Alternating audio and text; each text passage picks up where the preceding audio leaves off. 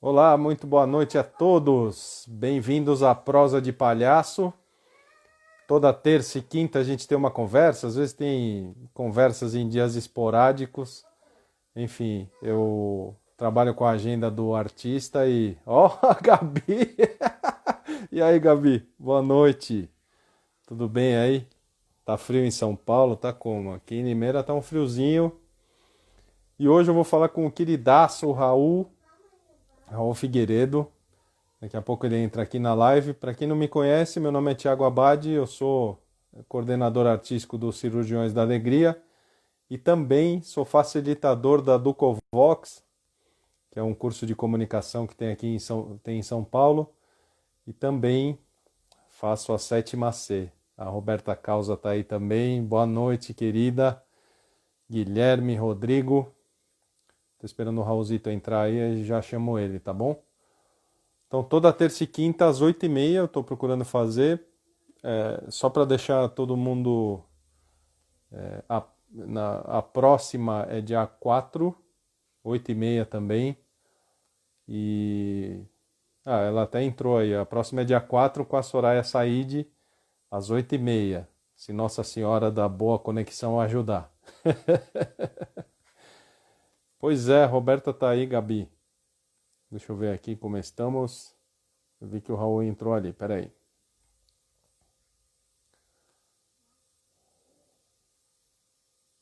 Aqui. Já chamei.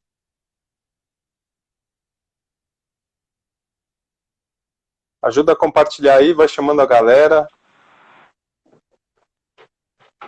Boa noite, Raul. Boa noite, Thiago. Tá me ouvindo? Tá, tô ouvindo bem, tá tudo certo aqui. Então tá joia. Primeiro, obrigado de você ter aceitado esse convite. Estou conversando com bastante gente legal. Você é mais uma das pessoas legais que, inclusive, influenciou muito minha vida quando teve o programa do Palhaços em Rede. E eu estou muito feliz de falar com você, Raul. Maravilha. Foi uma delícia conhecer aquela dupla naquele momento, hein? Aquilo De mudou, empreendedores. mudou a vida, foi incrível.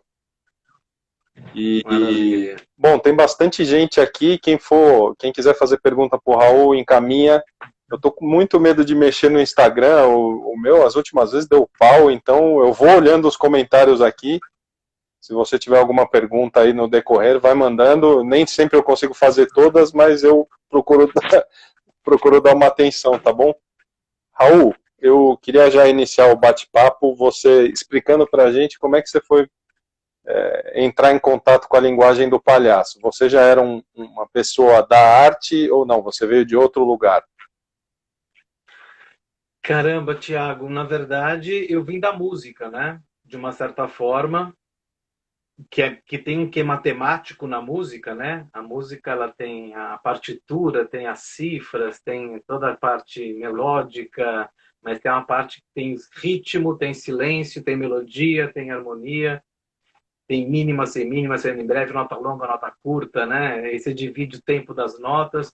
Eu tive uma formação de música dos 6 aos 14 anos. Eu tive uma tia babá que era pianista, e eu comecei a estudar piano com 6 anos de idade, e dos 7 aos 14 eu estudei violão, porque piano era coisa de menina e violão era coisa de homem. Nossa. Esse preconceito, né, que tinha na época, isso há 40 anos atrás, hoje em dia tem bastante. Mas eu comecei a tocar violão e a música, fazia violão clássico, violão popular, eu tocava muita música em festinha, aniversários, amigos, depois com 14, 15 serenata, acabei parando na igreja, eu toquei violão em igreja, na missa. E eu comecei muito na música. E quando eu tinha meus 14, 15 anos, começa aquela decisão de vestibular, eu tinha um tio que trabalhava no Banco do Brasil que falou, ó, computação é a profissão do futuro. E aí eu prestei computação, porque meu tio falou que era, eu acreditei nele, eu não gostava, meu pai era dentista, mexia com sangue, boca, essas coisas, não gosto disso. E meu barato era tocar violão, eu era um aluno que tirava 7,5 em tudo. Eu era um aluno, não era nem 10 nem 5, eu ficava numa média alta, às vezes um 10. E eu ia bem, aí passei no vestibular na Unicamp de matemática computacional, que era a minha segunda opção. E na Unicamp eu fui procurar onde cantar e entrei no coral da Unicamp. no coral da Unicamp, eu tive contato com festivais de corais e eu vi um coral chamado Latex Coral Cínico, mas era cênico. Era um cínico com acentos circunflexos que você via. E quem fazia parte desse coral era o Rick, que é do Lume, né, o Teotônio. E aí o Rick, ele, não sabe, ele fazia biologia na Unicamp, eu fazia matemática computacional. A gente não era do teatro ainda, mas ele tinha esse coral cênico. Eu vi, me encantei. Falei, quero é esse tipo de coral que eu quero trabalhar, fazendo intervenção em espaços públicos, praças, festas, feiras, vernissage. Esse grupo era muito teatral e encantava. Assim, eram 27 cantores, tinha 7, 8 cantando em cada naipe, eu sou tenor. E eu vi, é isso que eu quero fazer, é interpretar cantando. Porque quando eu cantava nas festinhas da turma adolescente, 14, 15, eu tive uma amiga, Fátima Giliotti, lá de Catanduva, e o pai dela tinha uma coleção de discos incrível na casa dele, ele era jornalista, e tinha uma coleção incrível de bolachas, né, os vinis. Aham. E o seu Atílio, agora eu perdi o nome, seu Giliotti, já falecido. E aí ela me viu cantando e falou, nossa, Raul, é bacana, porque quando você canta, você interpreta, você conta uma história por trás da música. Que bacana isso. Isso tem uma pegada de ator no seu trabalho. Eu tinha 15, 16, jamais pensava em fazer teatro. Minha única entrada no palco tinha sido para ser um discípulo de Jesus na festa do colégio católico que eu estudava. Eu nem era apóstolo, era discípulo. Era porque ele entrava de vestido, de saião e saía sem falar nada. Era uma figuração de saia. E aí eu falei, caraca, né? Vamos lá. E aí veio essa interpretar teatro, coral cênico, Unicamp, matemática computacional. Eu estava nesse momento profissional de tentar ganhar dinheiro e a matemática computacional era o babado.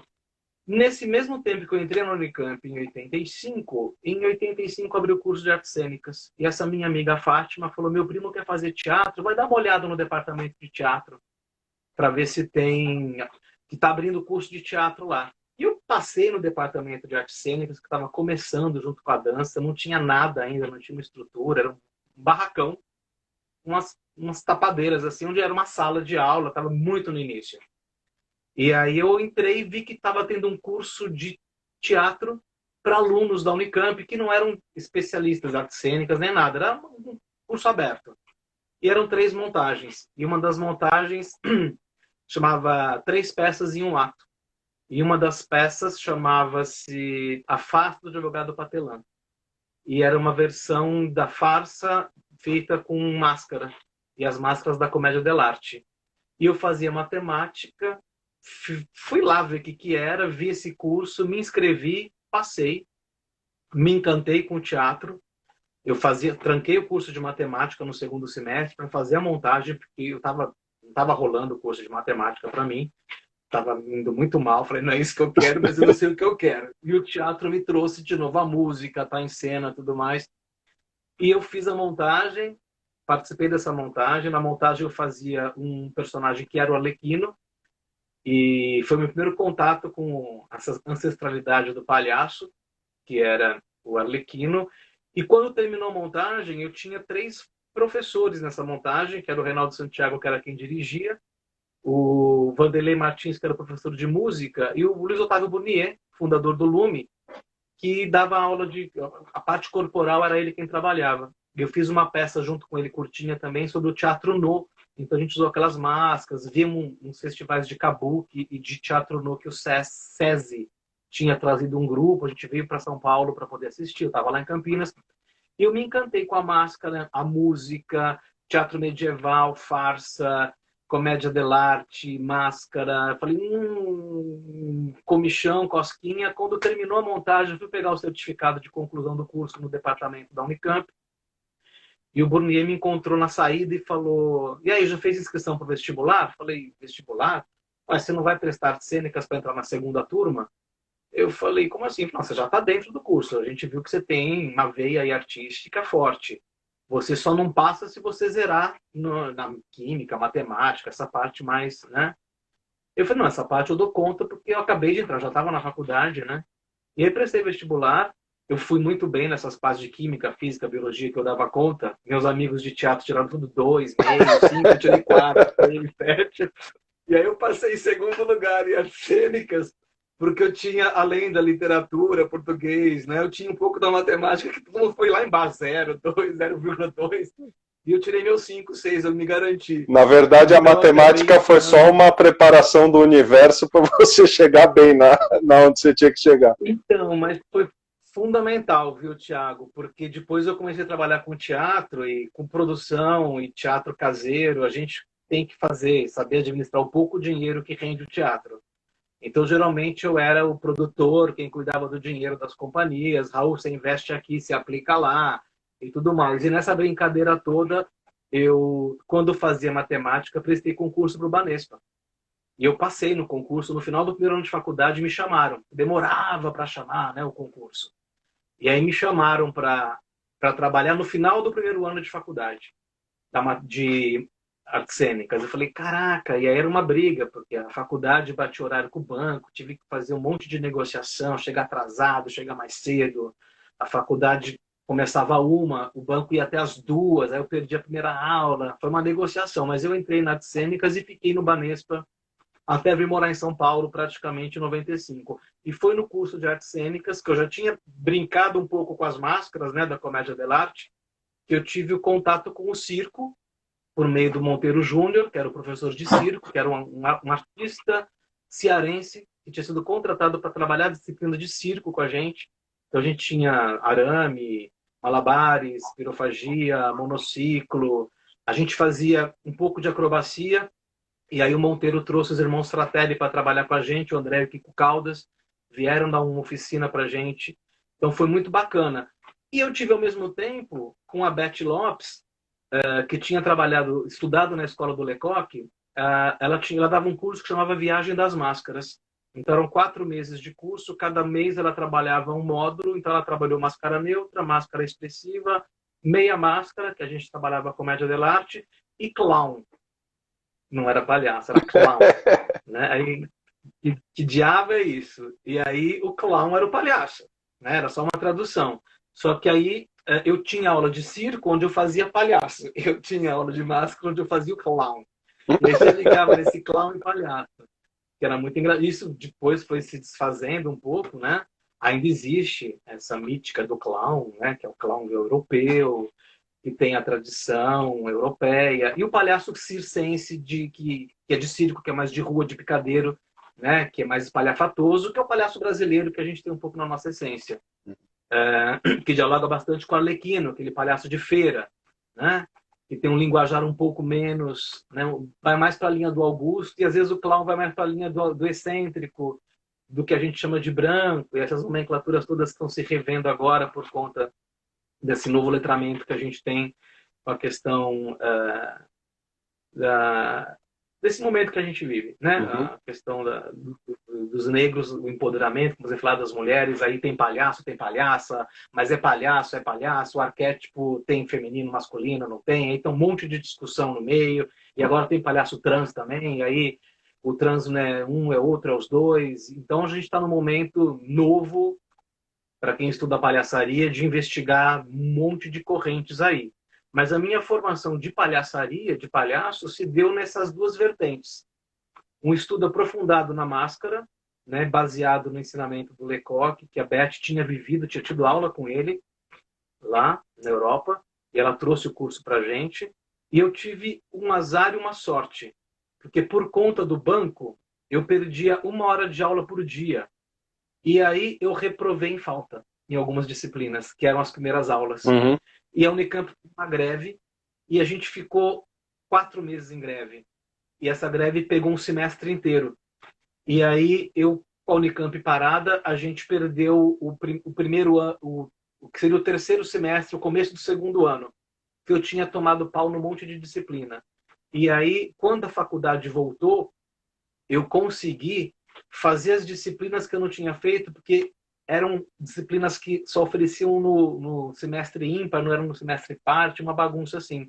E a disciplina da Beth era uma que eu tinha tomado pau em falta. Eu tinha tirado 7,5 de média, mas eu não tinha presença. Nela e outra disciplina com o Reinaldo Santiago também, que era interpretação. Tinha tirado acho que 8 com o Reinaldo. Tinha passado por nota que o meu exercício foi bom, mas eu não tinha presença. um limite mínimo que me garantia. E eu tive que refazer algumas disciplinas. E aí a Beth falou, Raul, só você reprovou. Você não quer chamar alguém para fazer, porque o palhaço tem que ter pelo menos mais alguém para poder dar jogo, senão não tem jogo. E aí eu chamei uma turma, e entre essa turma estava o Beto Matos, o Zé do Neves, a Dani Tanuzzi e o Rick. O Rick ele ia começar esse curso. Então, o Teutônio e o Lambada começaram a se conhecer de uma certa forma e aprofundar um pouco mais a relação no curso da Beth. Que aí a gente fez uma imersão de 4 meses, eu com uma turma de um curso quase que particular, pago pela Unicamp, com a Beth e com esses meus colegas. A gente deu um mergulho aí na viagem das máscaras, né? E do palhaço. E aí eu me encantei com o palhaço, e aí eu entrei para o Latex, para o coral cênico, e a gente fazia uma brincadeira, eu e o Rick, que era no ônibus, a gente fazia shows em cidades, em mexe, a gente no ônibus já ia se maquiando, a gente descia do ônibus já maquiado, a gente fazia aquecimento de plateia, jogando de clown na plateia, e depois eu palco cantar para fazer o show. Praça, a mesma coisa, a gente chegava em praça, fazia o aquecimento, brincando, eu e ele em jogo de relação. Eu falo rápido e falo pra caramba, o microfone era mudo, né? Não falava nada. Então eu traduzia o que ele pensava. Então eu dava um jogo, porque às vezes não era aquilo, e ele olhava para mim, tinha um jogo de triangulação que era muito bacana, assim. Então minha primeira dupla era o Rick, que era enorme, eu menorzinho, ele magrelo, eu um pouquinho parrudo, e a gente fez uma relação de dupla muito bacana por uns 2 anos e meio, trabalhando e cantando junto com o Latex, onde eu tive um grande mestre, que era o Zé Gramani, professor de música na Unicamp, rabequeiro, tem um método de percussão incrível também que ele desenvolveu, o Barbatux bebeu nessa fonte também.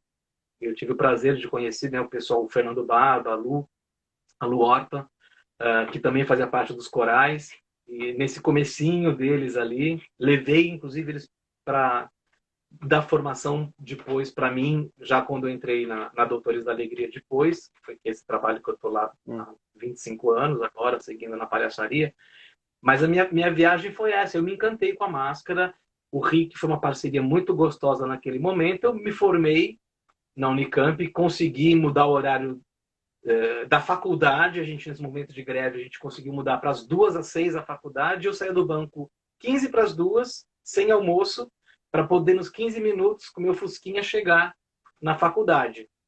Então, era uma pauleira, das 8 às 2, 15 no banco, pegava o carro e ia para a faculdade, e aí fazia a faculdade das 2 às 6, depois ensaio, trabalhar, estudar, seminário, não sei o quê, mas me formei. E quando eu me formei, o Márcio Aurélio, da Companhia Razões Inversas, era meu professor de teatro alemão. Trabalhei Brecht com ele e aprendi muito com o Márcio também, a questão das narrativas. E o Márcio me chamou para fazer uma substituição no elenco dele, que ele tinha, 2 atores tinham saído. E minha primeira montagem profissional foi, pelas mãos do Márcio, um texto do Shakespeare, que era a Comédia dos Erros, onde a gente fazia uma versão clownesca da Comédia dos Erros, todos maquiados, inspirados no Buster Keaton.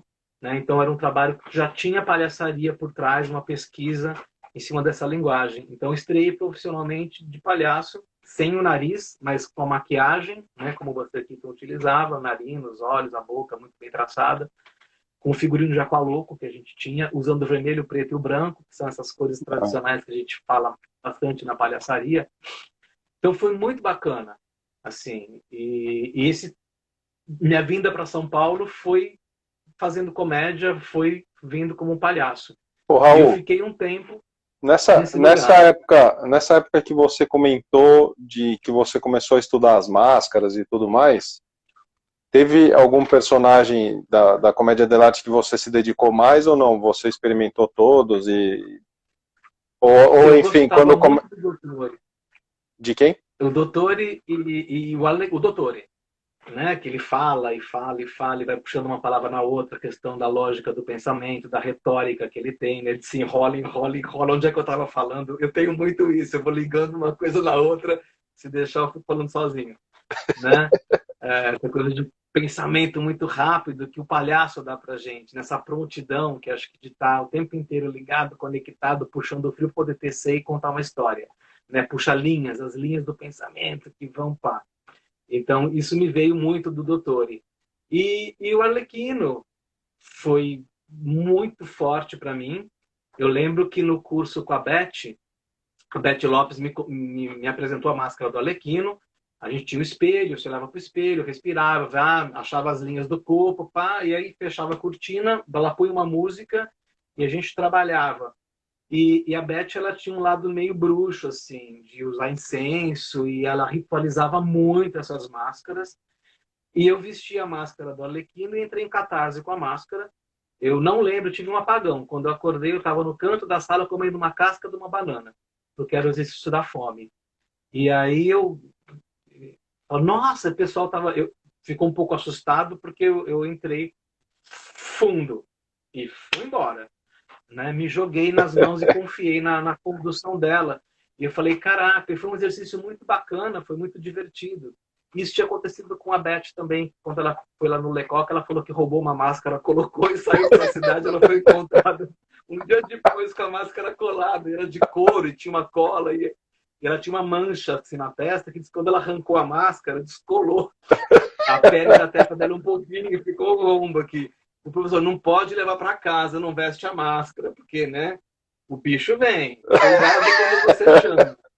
E é muito engraçado. Eu lembro quando a atual diretora lá da Escola dos Doutores da Alegria, a Lourdes Atier, foi assistir o nosso trabalho no hospital, meu com a Val, a Chaveco, minha parceira querida de 2 anos de doutores, está lá agora em Las Vegas, com a Noara, a filha dela no Circo de Soleil.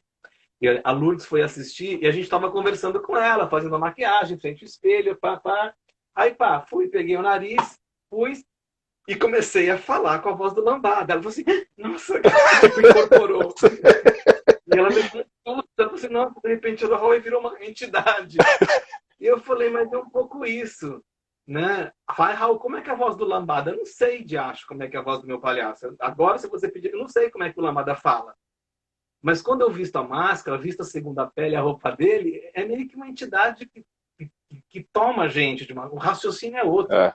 Né? É uma outra lógica de pensamento, é um jeito diferente. A cabeça fica um pouco mais pontuada. Às vezes não tem resposta para as coisas e fica com aquela cara de sonso, né? E é isso. E aí foi muito engraçado. Falei, nossa, é isso, né? Vestir a máscara, portar uma máscara, de uma certa forma, é se entregar, né, para essa viagem da máscara mesmo, que era o curso da Beth, a viagem da máscara. É uma grande viagem. Raul, a Gabi Argento tá falando que você é ligado nos 330, mas eu acho que não é perceptível isso. É maluco, assim. Eu hoje em dia estou dando aula para 600 alunos, praticamente. Né? Eu estava com 13 turmas de teatro e de expressão corporal e de circo e cursos para lá e para cá. E aí é uma loucura, porque a gente não desliga, né? Agora, então, nesse ensino virtual, você liga o computador às 8 da manhã e desliga às 10 da noite. E é preparando aula, pensando exercício, fazendo cena e construindo vídeos para a escola e fazendo paródia, que eu gosto de compor e gosto de... Né? Então, a cabeça está o tempo inteiro. E é isso, é 330. Assim, se eu falo que eu não vou fazer, eu não vou fazer. Agora, se eu falo que eu vou fazer, puta, eu vou. Eu meto o pé, fico sem dormir, faço cenário, figurino, componho, escrevo texto. Raul precisa, pode, chama, vai, pumba. Mas é isso. Há 13 anos eu dou aula num colégio onde eu monto em 3 semanas 6 peças de teatro de 25 minutos cada uma. Com 3 ensaios por semana e olha lá. Como é que você dá conta? Meu, sei lá, eu ligo no botão e tem uma guitarra por trás. Claro, sim. Sozinho. Traz cenário aí, traz isso aqui, preciso de uma música, traz, vai, nessa não tá boa, pesquisa outra. E é essa coisa de artista, assim, né? De fazer. E gosto de fazer luz, aprendi a fazer luz com o Márcio, aprendi a fazer música com o Gramani, né? Não sou um tremendo músico, mas eu sei um pouquinho. Assim, sei um pouquinho? Você sabe um pouquinho, Ô, Raul, e como que foi aí nessa história? Eu acho que você já está chegando perto, eu não sei se passou. Como que você foi parar nos Doutores? Foi logo depois desse espetáculo que você relatou? Não, foi outra viagem. Depois. Eu vim morar em São Paulo em 92. Em 92 eu vim para São Paulo fazer a Comédia do Z. Isso, me formei em 91. Em 91 a gente fez o finzinho de 91 a Comédia dos Erros, depois eu fiz um outro texto do Shakespeare com a companhia, e aí nessa brincadeira uma aluna da USP, a Dedé Pacheco, me chamou para fazer um trabalho em cima de máscaras também, mas de máscaras larvárias. E quem deu orientação para a gente foi a Quito. Chamava Aliciar quando a história já se esgota. E aí era um espetáculo de formatura dela na ECA. E aí eu fui para lá, para a USP, que eu era da Unicamp, fui estudar com a Dedé, com o time, com o elenco lá. E nesse contato com esse espetáculo, conheci a Beth Dorgan, me viu vestindo máscara, não sabia quem era a Beth Dorgan ainda, sabia mais da Quito, isso em 93, né? E aí eu fui para a companhia Le Plat de Joux, que era da Alexandra Golic, porque tinha uma atriz que trabalhava nesse espetáculo do Aliciar, que estava ensaiando com Le Plat de Joux, a Elô, e ela me indicou para a companhia, que precisava de um ator para fazer, eles estavam montando o Wojciech, o Le Plat de Jour. E eu fui para o Le Plat de Jour para fazer esse espetáculo e tinha um personagem que era de circo, eu ando em perna de pau, e era no porão do Centro Cultural Vergueiro, e eu fazia um personagem que era o apresentador do circo com um chicote na mão, de perna de pau, que tocava, cantava, eu fazia uma velha. Eu conheço bem esse chicote, Raul. Eu conheço bem esse chicote, bem de perto. Conheço. Esse mesmo, de 3 metros de altura. E aí, no Le Plat de Jour, que a Alexandra Golic, né?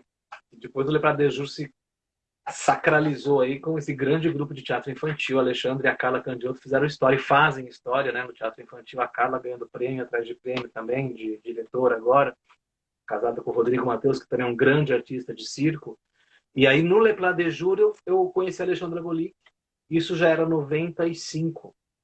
E aí, em 95, a Doutores da Alegria foi quando recebeu o primeiro grande patrocínio, que foi quando a Itaú Seguros bancou Doutores. E eu vi um comercial na televisão, no Jornal Nacional, passou um comercial do Itaú, os palhaços todos. Eu falei, caramba, que bacana esse grupo de palhaço que vai para o hospital trabalhar com as crianças. E aí me veio a memória de quando eu tinha 14 anos, que eu tocava violão na creche, que minha mãe fazia trabalho voluntário, ajudando umas mulheres a bordar, costurar, e meu pai trabalhava, eram 150 homens, ou às vezes não tinham maridos, né? Os caras não tinham documento, não tinham emprego, então uma vez por mês os homens recebiam os homens para poder estruturar a família, arranjar emprego, documento, e de quarta-feira o clube de mães recebia as mulheres e as crianças. E minha mãe falava, filho, vai fazer o que hoje à tarde? Tem que estudar? Não, mãe. Ah, vamos lá comigo para a creche para tocar para as crianças. E eu ia tocar violão e cantava, brincava com as crianças, eu tinha 14, 15 anos. E era uma delícia passar 3, 4 horas, 2, 3, dependia do dia, quantidade de crianças. Era perto da minha casa e brincava. E eu falei, nossa, que legal brincar com as crianças, com a música. Falei, e agora é palhaço. Eu sou palhaço, eu tenho violão, eu posso cantar. Falei, putz, que legal. Eu comentei no camarim. Nossa, vocês viram o comercial que passou? Que legal hoje. Aí a Alexandra falou, eu faço parte desse grupo, inclusive, a gente está expandindo. O Aleroyd estava saindo do Doutores por conta dos Parlapatões, que estava bombando com o Hugo e Raulzão Barreto. O Parlapatões teve um boom, né, no final dos anos 90, cresceu e hoje é a sede e tudo. E o Aleroyd estava saindo e ia abrir vaga para um palhaço. Porque o Doutores trabalhava em dupla, homem e mulher sempre, para que a criança pudesse se identificar mais com um gênero ou com outro. Então a gente tinha um pouco esse cuidado, né? Às vezes a criança ela é vítima, sei lá, de uma violência por parte de um homem ou de uma mulher, a mãe, o pai, a madrasto, namorado, o pai, e a criança tem medo da figura masculina ou do feminino. Então doutores tinham esse cuidado. E tinha vaga para homem pintando. Fiz o teste, fui no hospital da Alexandra Golic trabalhar com o Kleber Montanheiro, da Cia da Revista, que depois eu vim trabalhar com ele também, nos musicais. E aí, nessa brincadeira toda, fiz o teste em julho. Em outubro, nasceu meu filho. 15 dias depois, o Wellington me liga dizendo que eu tinha entrado para o Doutores da Alegria. E aí eu tinha que fazer uma escolha, que era ficar no banco ou entrar para Doutores, porque os horários de novo batiam, né? E aí eu estava com meu filho com 15 dias e eu falei, ai meu Deus, o que eu faço? Pensei. E quando foi dezembro, o banco lançou um PDV, que era um plano de demissão voluntária.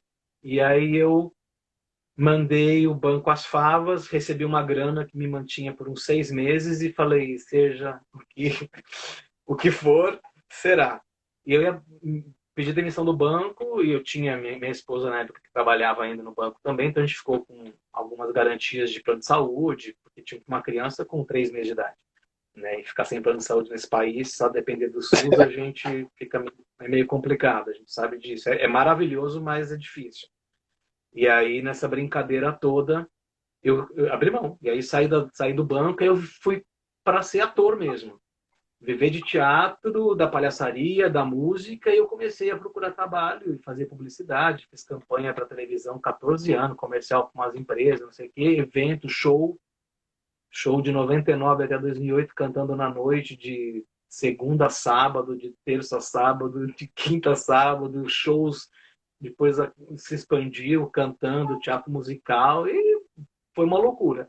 Mas foi pelas mãos da Alexandra Golic que eu tive esse acesso, né? O Wellington foi me assistir e abriu a porta para que eu pudesse entrar na Doutores. Isso em 95. Então, dezembro de 95, eu entrei junto com a Beat, que vai estar falando amanhã com a gente lá na Doutores, que é um bate-papo com a Beatriz Sayad, que é uma palhaça incrível também.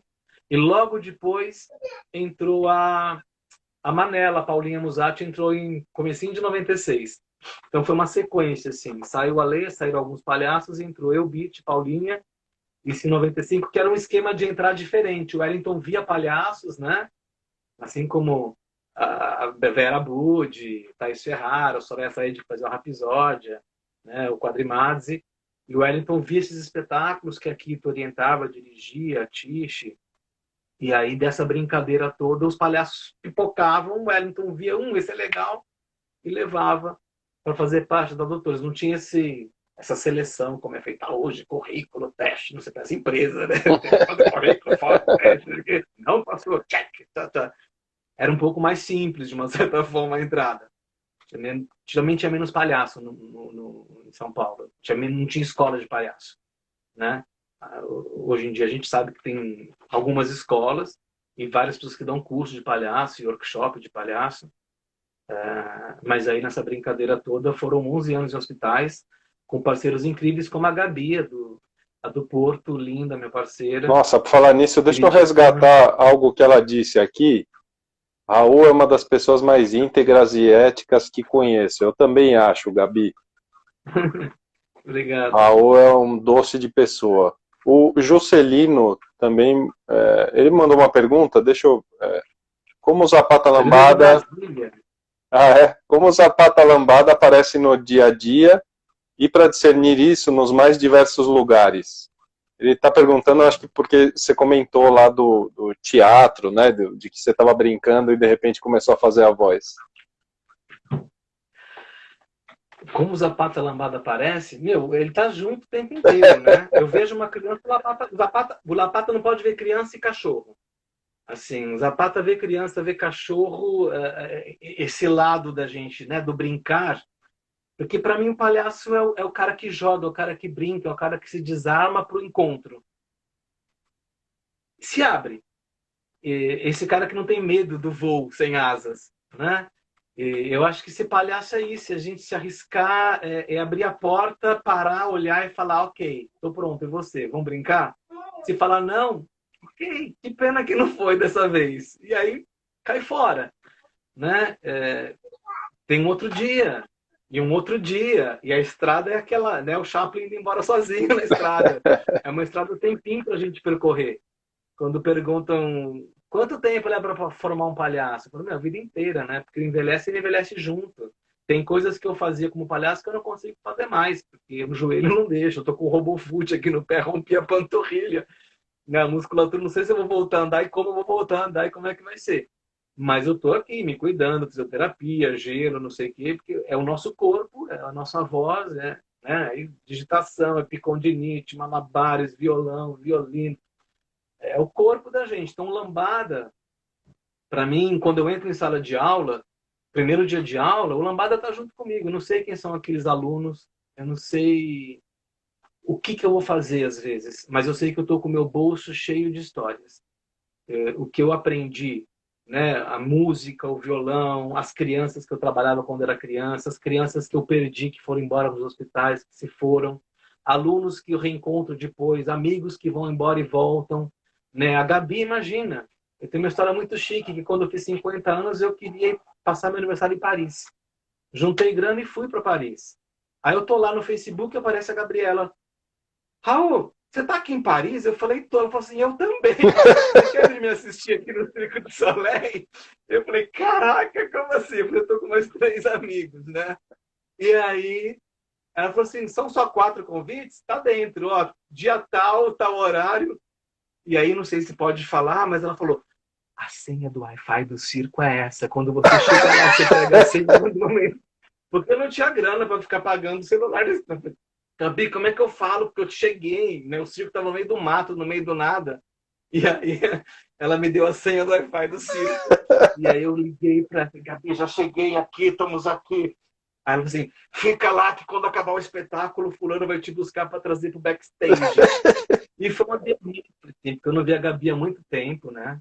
E a gente foi pro camarim do Cirque du Soleil, me apresentou para os artistas, e aí, de surpresa, ainda ela me colocou no ônibus para voltar com os caras para o centro, porque a gente estava na PQP, lá, na perifa de Paris, e fomos para perto do hotel dela, que tinha um metrô do lado, comemos uma pizza, tomamos vinho, foi uma delícia, eu com meus amigos, ficamos rindo, foi uma delícia. E quando fui pagar a conta, a cachorra já tinha pago. Né? Eu falei, ô, que assim, se eu soubesse, eu tinha pedido mais, tinha pedido sobremesa também. A Gabi, Mas meu, a Gabi é fantástica. Querida, fantástica. Coração. Tem também, eu conversei com ela, se vocês quiserem assistir, tá no IGTV. Também tem um conhecimento absurdo, assim, nossa, enfim, assistam, gente, assistam. Ô, Raul, e quanto aos mestres que você já teve na vida, assim, eu sei que, enfim, com cada pessoa a gente aprende um pouco, né? Mas quem que foi muito importante na sua vida de palhaço, assim, mestres que... Eu tive pai e mãe, eu brinco, né? Minha mãe foi a Beth Lopes, que foi onde nasceu o Lambadinha, que foi na Unicamp. Né? A Beth foi quem abriu a porta para eu entrar nessa linguagem e começar a ser alfabetizado. Então, o primeiro alfabeto palhacístico, foi a Beth que me deu as ferramentas. Assim, entender meu corpo, entender que voz era essa, o raciocínio, a lógica desse palhaço. Então, a Beth ela me deu muita ferramenta. Quando eu entrei... Aí depois foi a rua. Eu e o Rick como dupla, assim, o jogo e a parceria e como essa intimidade de você fazer muito tempo com alguém vai te ampliando o repertório. Que você começa a conhecer o repertório do outro que passa a ser seu enquanto dupla. Então a gente tem o dobro de possibilidades. Porque eu me conheço e conheço o outro. Então isso para um jogo é fundamental. Né? Você conhecer as armas, né? O material, o arsenal do teu parceiro. Então isso com o Rick foi uma parceria de alguns shows, espetáculos que a gente fez, que ficou lá atrás. Eu não sei como é que seria trabalhar com o Rick, nunca mais a gente trabalhou junto. Eu vi em cena, conversei com ele, mas não tive esse privilégio de voltar a atuar com ele. E depois, quando entrei para Doutores, isso já em 95, a gente tinha algumas formações com mestre, que a gente chamava. E uma das primeiras pessoas que veio trabalhar com a gente foi o André Rieu-Sarcey. O André Rieu-Sarcey era um mestre francês que dirigia um grupo chamado Les Nouveaux-Nés, lá na França. E o André, ele não sabia cantar, ele tocava clarinete. E aí eu comecei a trabalhar com ele tinha uma oficina, ele veio 2 vezes para o Brasil trabalhar com a gente. A primeira ele trabalhou mais o palhaço, e a segunda o palhaço e a música, como uma habilidade. E a gente ficou 15 dias no Sesc, enfiado, assim, de manhã, de tarde, de noite, trabalhando o dia inteiro. E de noite a gente ficava tocando violão nos chalezinhos que tinha na frente, na porta do chalé, relaxado depois do banho, depois do jantar. E eu tinha mania de achar que cantar feio era engraçado. Cantar desafinado era engraçado. Só que eu fiz aula de canto, fiz aula de violão, eu tenho uma afinação. Resumindo, você tem uma puta voz, né, Raul? Resumindo, você tem uma puta voz, sendo bem honesto, enfim. Eu trabalhei bastante. Eu gosto de cantar. E aí, eu não sei muito bem receber elogio. Não, tudo bem. Mas aí o André falou isso pra mim. Falou, por que você não canta com essa tua voz tão bonita como você está fazendo agora quando eu te peço para cantar lá? Por que você canta desafinado fingindo que está fazendo feio?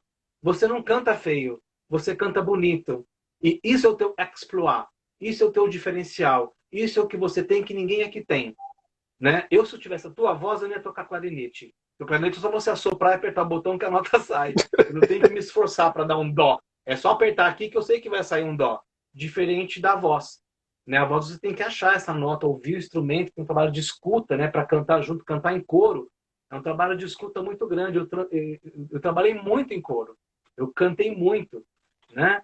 Então, se aguça muito a escuta e a criação e compor. E eu falei, caraca, é isso. Aí no dia seguinte, a gente fez o exercício da porta, de entrar e fazer alguma coisa, e ele falou, canta uma música.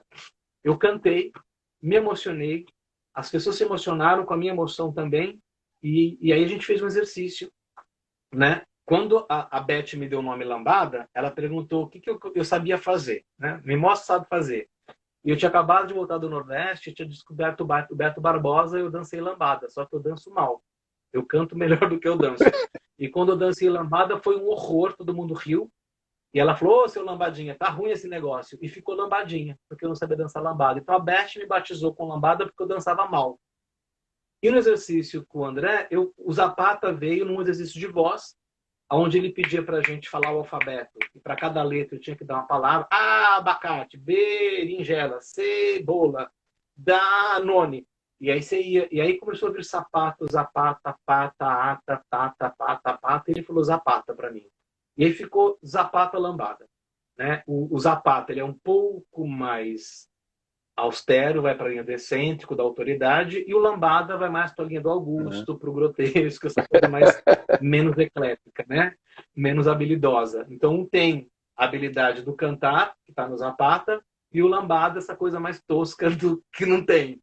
Né, que não tem habilidade. Então, dentro da relação de Branco e Augusto, que a gente usa um pouco essa nomenclatura ainda, da autoridade ou sem autoridade, o Zapata estaria nesse lugar. Ele se aproxima mais desse e o Lambada se aproxima mais do outro. Então, eu pergunto para mim, você, seu palhaço é Augusto? Eu uso o nariz e não uso o nariz. Se precisar, eu ponho o nariz. Se não precisar, eu não ponho o nariz. Eu só dou aquela maquiada. Então, o Zapata, às vezes, eu não tô com o nariz, mas se precisar, eu tenho o nariz aqui e pronto. É só vestir a máscara. Então, assim, os meus dois mestres grandes foram o André Riossarcé e a Beth, mas teve o Michael Christensen, né, que é o fundador do Clown Car Unit, co-fundador do Big Apple Circus, lá de Nova York, que foi onde o Wellington se inspirou e trouxe, né, o Doutores aqui para o Brasil, e eu tive o prazer de entrar num quarto e fazer um exercício, jogar com o Michael, e foi um absurdo, como esse cara é generoso, como ele é habilidoso, incrível.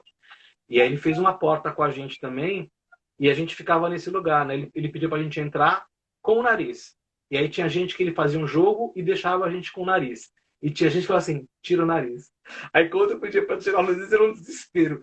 Será que é porque eu não posso usar o nariz? Ou será que é porque eu não preciso de um nariz para usar? Né? Então a gente ficava assim, ele nunca falou nada. E aí naquele momento ele falou que eu podia ficar com o nariz, então para mim foi um alívio, porque para mim perder o nariz era perder o palhaço, mas não era essa a brincadeira, né? Acho que ele estava vendo uma outra coisa ali, mas então o Michael teve essa referência para mim muito grande na palhaçaria também. Depois, no próprio curso com o André Riossarcé, a gente fazia umas brincadeiras de entradas e saídas e sempre tinha a maldita porta, né? E eu gostava de fazer gag, de enroscar na porta, de bater o pé, bater a cabeça. Só que eu fazia muito mal, porque meu corpo ele é ruim. Minha voz é boa, mas o corpo não é tão bom. E eu fazia ruim. E ele falou assim, você gosta de fazer esse tipo de coisa, né? De claque, gag, corporal, cascata, cair. E eu falei, eu gosto. Ele falou, por que você não aprende a fazer direito? Aí eu falei, que maravilha. Foi direto, um uppercut, né? E aí veio o Leris Columbaione para o Brasil, o Doutores trouxe o Leris para trabalhar com a gente, e o Leris então trabalhou as cascatas, as claques, né? Ele tinha todas as histórias, as esquetes na cabeça que o Nani, o pai dele, ensinava, passou oralmente para ele, e o filho estava começando a digitar para ter esse acervo, porque ele falou, meu pai sabe tudo, mas se ele morrer, vai embora.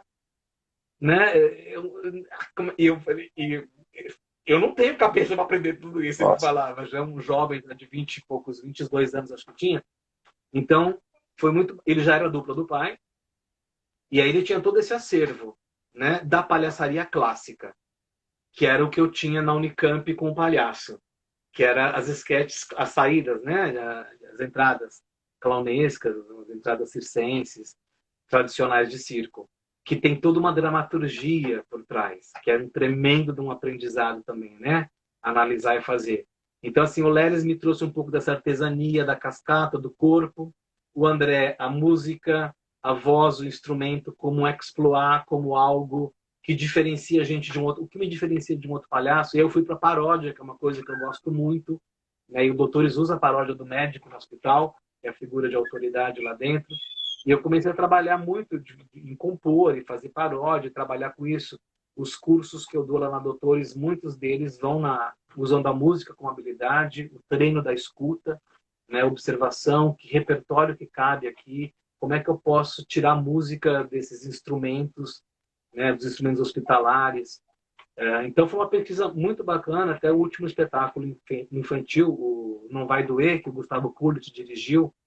Os doutores fizeram essa pesquisa com seringas e luvas, né, e tubos de oxigênio, lata de lixo. Então, todos os números musicais tinham os instrumentos, mas tinham esses objetos sonoros que a gente encontra muito no hospital, que também dão pé. Né? A máquina, o marca-passo, pi, pi, pi, pi, né? O escovão da moça limpando o chão, o cara passando um negócio na janela, o rodinho na janela. Eles têm um pulso, tem uma métrica, né? Quase como se fosse um metrônomo. Né? E você fala, meu, isso é da música, né? E o palhaço, quando tem uma escuta interessante, ele mergulha e vai junto. E a gente não ouve, às vezes. A gente fica tão ansioso. O que eu vou fazer no quarto? Para, respira e observa, velho. Se a gente observa e escuta o que está acontecendo lá dentro, as coisas brotam. Só que a gente se atropela, né? A gente se atropela muito. Então, esse estado do palhaço, de estar em cena, eu sou ansioso. Não, eu estou ansioso. Né? Comecei a live, será que eu vou conseguir falar tudo em uma hora com o Thiago? A gente conversou, não conhece tanto. E aí vem uma ansiedade de querer falar tudo rápido para contar tudo, né? Mas não precisa contar tudo. Né? E aí você para, respira. Ó, por falar em contar tudo, Raul, é que aparece só não aparece o nome da pessoa, mas é Mister Maurici. Tá falando para você pensar seriamente em escrever um livro sobre essas histórias e técnicas. Então você nem tem que responder tudo na live, porque ainda vai vir seu livro. Você falou nisso, mas a gente escreveu um livro a 10 mãos que era sobre a música como terapia no hospital. Isso foi em 2009. Eu estava agora, semana passada, a gente fez uma live, eu, Wellington, com o Maurício, violonista da orquestra da Petrobras, lá, uma live que teve semana passada. E aí eu fui recuperar um pouco, era música como terapia, tinha essa questão, né?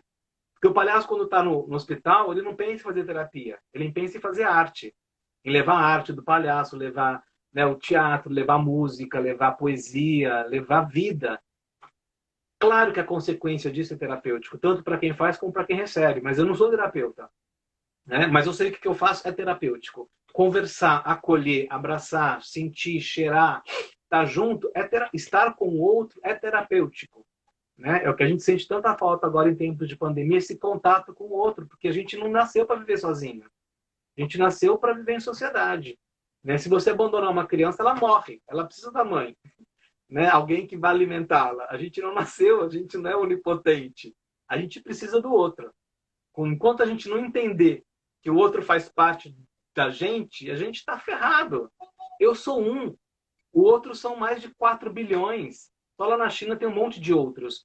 Né? Então tem muito mais outros do que eu. Eu tenho que me tirar desse lugar de quem eu sou. Né? E o palhaço é esse cara que ele usa isso para refletir os outros. E entrar em contato com os outros. Né? E para isso a gente tem que estar aberto para se conhecer e conhecer o outro. Eu acho que isso é terapêutico? Claro que é terapêutico. E o livro era um pouco isso, como a música tem esse efeito terapêutico nas pessoas. Então eu, Fernando Scrisch, que agora está lá em Portugal, dirigindo um grupo, o Wellington, a Thaís Ferrara, a Soraya Said, nós 5, escrevemos histórias onde a música, por meio da música, né, a gente acessou crianças, pais, funcionários, nós próprios, e construímos histórias que, de uma certa forma, mobilizaram algo nas pessoas que estavam em contato com a gente. A gente afetou, foi afetado. Nessa palavra que às vezes fica meio pernóstica de se usar, afetar o outro, ser afetado, mas é uma rede de afetos, né? O que a gente faz. Eu tenho que estar poroso para poder afetar esse afetado. Eu acho que o grande trabalho do palhaço é isso. Isso, de fato, é terapêutico, né? Porque eu me abro para a gente se dar na relação com o outro.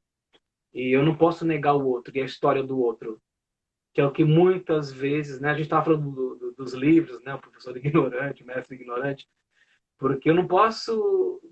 O outro, meu aluno, meu parceiro, minha parceira, meu companheiro, meu colega, ele tem uma história, eu não posso negar.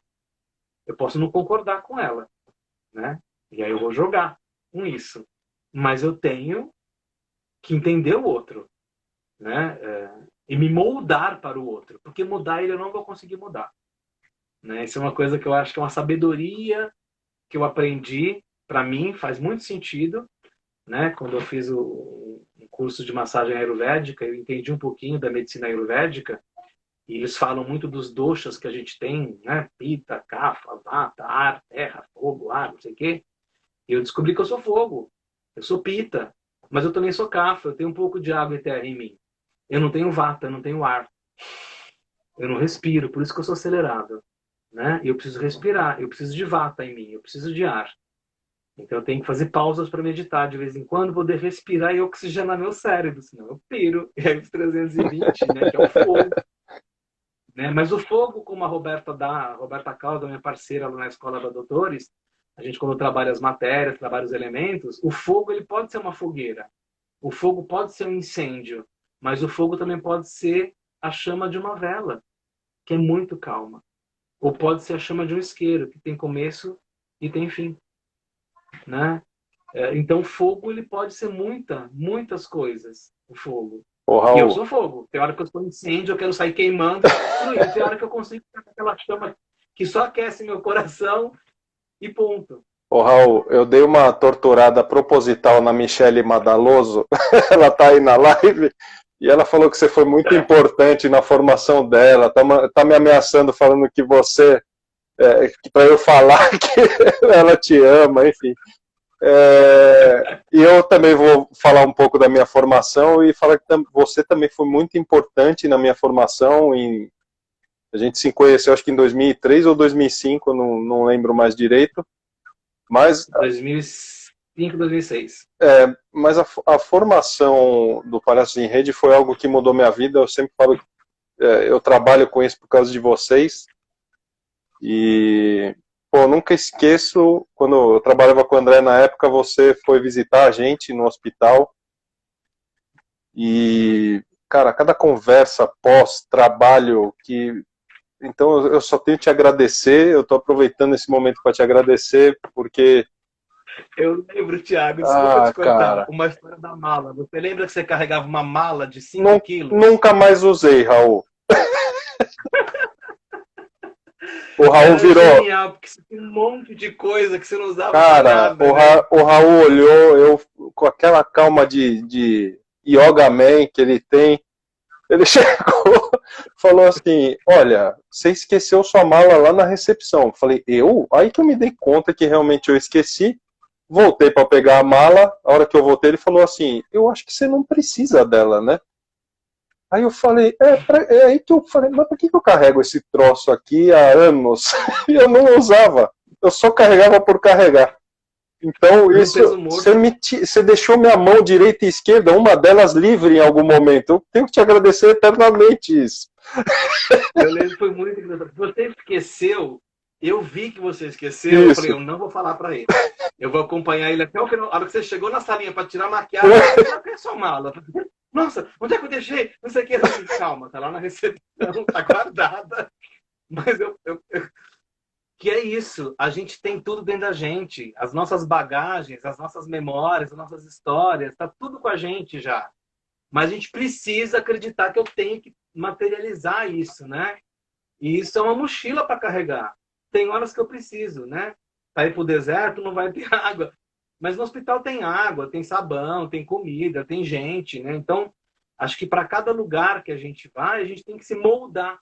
para esse lugar, Exato. né? E se for possível mudar um pouquinho, é isso, é moldar, né? Eu falo, vocês não vão conseguir me mudar, mas eu posso me moldar para ser um pouco menos ansioso, um pouco, mas eu sou assim, eu sou agitado pra caramba. Quem convive comigo sabe. Raul, e eu sou esquecido. Uma vez eu estava no trânsito, e eu sempre lembro dessa história, porque o André, a gente viveu muito junto, né? Ele virou para mim uma vez, eu estava no trânsito, um cara virou e falou assim, escuta, tem um sapato de palhaço no teto do seu carro. E eu já tinha rodado pra caramba. O sapato tava no teto. Eu falei, puta, obrigado. Peguei, guardei. Aí ele falou, se o Raul tivesse aqui, ele ia falar, eu acho que você não precisa desse sapato. Ai, meu Deus. Raul, ó. Mas putz. a gente fala que o palhaço começa pelo sapato, né? A gente brinca muito que é a base, é o pé, é o que dá pé pra gente, é o que dá o nosso passo. Mas é isso. Às vezes no hospital, dependendo do sapato, ele é um distúrbio. Eu lembro que eu estava no Boldrini trabalhando com o Ezio Magalhães, o Zabobrim, que é uma delícia. Incrível. Querido, adoro o Zabobrim. Trabalhamos um tempinho lá em Campinas, no Boldrini, grande parceiro. E eu tinha um sapato grande de palhaço. E eu lembro que eu esbarrei num porta-soro, num quarto de um adolescente. E o soro estava mal fixo, não estava bem fixado, e escapou. E começou a pingar um líquido, só que eu não sabia que era soro. Era oncologia, eu achei que ele estava tomando quimioterapia, menino. Quando começou a pingar no chão, eu falei, vai vazar no chão, alguém pode escorregar. Eu coloquei o dedo e falei, estou tomando quimioterapia na minha cabeça, vou ficar careca, sei lá o que vai acontecer. E eu falei, Zabobrim, corre para chamar a enfermeira. O menino, que era um adolescente muito mal-humorado, que não dava muita bola pra gente, o moleque quase se mijou de rir. Ele rolava de rir, literalmente, apavorado mesmo. Zabobrim! E ele demorava, porque não achava enfermeira, as rosetas, 3 quartos, até achar uma enfermeira livre, na oncologia. O palhaço tá gritando, né? Palhaço é brincadeira, o palhaço. Ninguém leva a sério o palhaço. Meu, aí eu lembro pro hospital, um sapato grande é prejudicial ao tratamento às vezes, né? Mas depois ela falou, Raul, se você esbarrou, não era para soltar, devia estar mal fixo. Menos culpa, vai, relaxa. Mas foi e ela falou, e é soro, ele tá tomando soro para limpar a veia. Ele já tomou quimioterapia, ele estava recebendo um soro para limpar a veia. Fica tranquilo, você não vai morrer disso. Mas são as histórias, né? O sapato de palhaço a serviço do trabalho. Cara, dá vontade de abrir outra live e ficar só falando de histórias, que tem umas incríveis. Só que tá acabando o tempo. Eu tô com medo, porque às vezes acontece de a pessoa não conseguir agradecer, acaba no meio do agradecimento, então falta 2 minutos e alguma coisa. Só respondendo a Jaqueline, pois é, cara. Só respondendo a Jaqueline, vai ter o encontrão, né, dos doutores, né, Raul? Então, no seu agradecimento final, você já dá uma palavrinha disso, lembrando que tem 2 minutos. Raul, obrigado. Não, até a live é só um motivo para a gente se encontrar, mas obrigado pelos toques para a vida. Eu não uso mais aquela mala, ela foi-se embora para outra pessoa que gostou dela. Obrigado, Raul. Obrigado por tudo. Obrigado Thiago, aí pelo convite. Eu adoro contar história, adoro falar, acho que é coisa do ator, do contador, que a minha amiga resgatou lá na minha adolescência, né? Eu gosto de cantar, gosto de contar, gosto de falar. E sim, estou na Doutores aí já há 25 anos e agora são 14 anos de escola, como tutor do Palhaços em Rede desde 2006. E agora a gente está num momento de mudança, né? De novas governanças, tanto na Doutores quanto no Palhaços em Rede. Eu acho que o grande barato vai ser esse encontro, que vai ser virtual, mas está previsto para acontecer sim, virtualmente. A gente ia fazer lá em Curitiba, mas a proposta agora é fazer virtual. A gente está montando isso ainda com os grupos de trabalho. Tem uma comissão que está pensando, que são grupos do Sul, de Minas, São Paulo. Tem um grupo de quase 14 pessoas pensando esse encontrão. Vai acontecer, vai ser virtual, e lá no Facebook do Palhaços em Rede deve ter novidades em breve. A gente está fechando ainda esse formato, mas levando as questões que foram discutidas no último encontro de 2 anos atrás, né, pensando em como propagar, construir essa rede de forma consistente, né? Uma rede sem muitos buracos, para que passe alguma coisa, né? Passe boi, passe boiada, até a uva que pode passar também, que eu brinco. Mas, Raul, 30 segundos, Raul. Ai, tá indo. Beijo a todos. Obrigado por quem ficou com a gente aqui e até uma próxima. Gente, obrigado. Ó. Tem um monte de gente. A Glaucia também falou que te ama. O Eliseu mandando abraço. A Regi. Nossa, tem um monte de gente. Gente, obrigado. Próxima, dia 4 de agosto, com a Soraya. Se a Nossa Senhora da Boa Conexão vier.